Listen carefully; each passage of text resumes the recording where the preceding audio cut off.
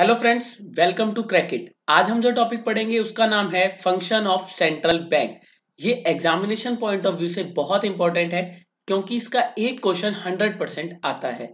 इस टॉपिक से एक पार्ट डिलीट हो चुका है लेकिन हमें वो भी पढ़ना होगा क्योंकि यूनिट 3 में वही पार्ट मॉनेटरी पॉलिसी के नाम से आ जाता है। तो चलते हैं फंक्शन ऑफ सेंट्रल बैंक पे। फंक्शन ऑफ सेंट्रल बैंक होता है द एपेक्स बैंकिंग इंस्टीट्यूशन, मतलब टॉप मोस्ट बैंकिंग इंस्टीट्यूशन जो सारे रूल्स एंड रेगुलेशंस बनाता है। और इंडिया का सेंट्रल बैंक है RBI, reserve bank of India. First, bank of issuing currency. The reserve bank has the monopoly right to issue all currency notes except ₹1 note. Reserve bank के पास monopoly right है सारे के सारे currency note print करने का, लेकिन ₹1 note और सारे के सारे कॉइन कहां पे प्रिंट होते हैं? Ministry of finance of government of India में। जो ₹1 का नोट है उस पे फाइनेंस सेक्रेटरी के साइन होते हैं और बाकी सारी करेंसी नोट्स पे गवर्नर ऑफ आरबीआई के साइन होते हैं। The RBI has adopted minimum reserve system for issuing notes. RBI बोलता है मुझे 200 करोड़ का रिजर्व चाहिए, उसके बाद मैं कितने भी अमाउंट के नोट प्रिंट कर सकता हूं। लेकिन वो 200 करोड़ कैसे चाहिए? 115 करोड़ गोल्ड में और 85 करोड़ फॉरेन गवर्नमेंट सिक्योरिटीज में। इसमें एक नंबर का क्वेश्चन बनता है कि ₹1 नोट और कॉइन्स इकोनॉमी में सर्कुलेट कौन करता है? तो इसका आंसर है RBI. Print ministry of finance में होता है, लेकिन ऑल टाइप ऑफ करेंसी जो है वो आरबीआई ही सर्कुलेट करता है इकोनॉमी में। गवर्नमेंट ने आरबीआई को ही नोट प्रिंटिंग का काम क्यों दिया है? इसके 3 कारण है। पहला, ताकि होमोजेनिटी बनी रहे। होमोजेनिटी का मतलब होता है जैसे कि design of currency, size of currency, paper of currency हमेशा सेम रहे। अगर यही काम 2-3 इंस्टीट्यूशंस को दे दिया जाता तो हो सकता है कोई अलग डिजाइन का नोट बनाता, कोई अलग साइज के नोट बनाता, लेकिन एक ही के पास अगर काम रहेगा तो वो हमेशा सेम काम बना रहेगा और होमोजेनिटी बनी रहेगी। सेकंड, पब्लिक ट्रस्ट, ताकि पब्लिक ट्रस्ट बना रहे। इकोनॉमी में जितनी भी करेंसी है उस पे गवर्नर ऑफ आरबीआई के साइन होते हैं। अगर यही प्रिंटिंग ऑफ करेंसी का काम कई सारे इंस्टीट्यूशन को दे दिया जाए तो अलग अलग करेंसी पे अलग इंडिविजुअल हेड के साइन हो गए तो लोग ट्रस्ट नहीं कर पाएंगे कौन सा नोट असली है और कौन सा नोट नकली। इसीलिए गवर्नमेंट ने नोट प्रिंटिंग का काम सिर्फ और सिर्फ आरबीआई को दे रखा है। Third, control money supply.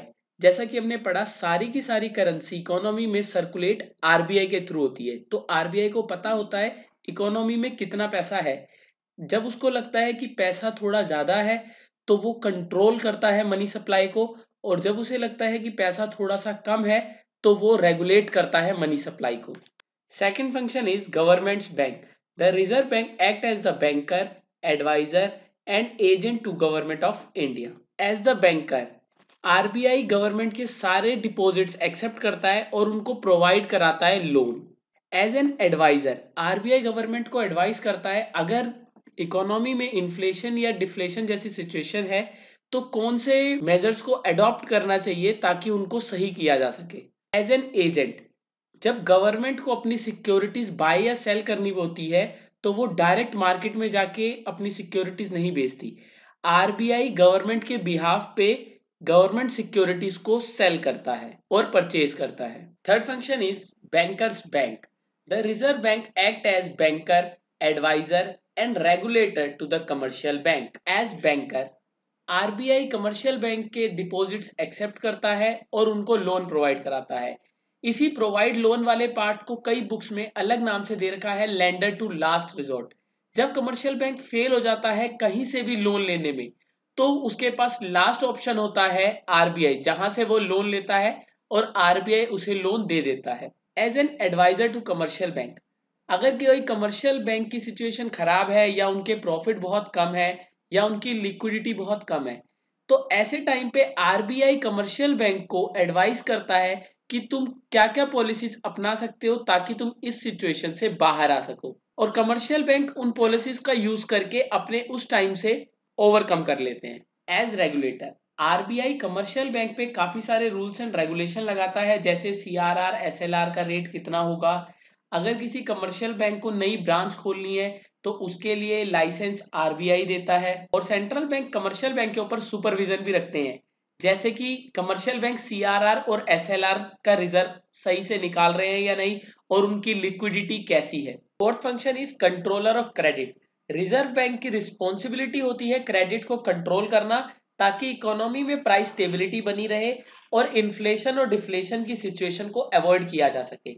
इसके लिए आरबीआई वेरियस क्वांटिटेटिव और क्वालिटेटिव टेक्निक्स का यूज करती है ताकि वो क्रेडिट को कंट्रोल कर सके और रेगुलेट कर सके। अगर इकोनॉमी में इन्फ्लेशन की सिचुएशन है तो आरबीआई कंट्रोल करती है क्रेडिट को, और अगर डिफ्लेशन की सिचुएशन है तो रेगुलेट करती है क्रेडिट को। Okay friends, function of RBI का टॉपिक खत्म हुआ। इसमें जो फोर्थ फंक्शन है कंट्रोलर ऑफ क्रेडिट, ये आपके सिलेबस से डिलीट हो चुका है, लेकिन जो इसके क्वालिटेटिव और क्वांटिटेटिव टेक्निक्स हैं क्रेडिट कंट्रोल करने के, वो अगली यूनिट में monetary policy to correct inflation और डिफ्लेशन में आता है। मैं अगली वीडियो इसी टॉपिक पे बनाऊंगा। और इकोनॉमिक्स के हर इंपॉर्टेंट कंसेप्ट को इजी और बेस्ट वे से समझने के लिए क्रैकिट का चैनल सब्सक्राइब करें और बेल आइकन जरूर दबाएं ताकि हमारी वीडियो आप तक जल्दी पहुंच सके।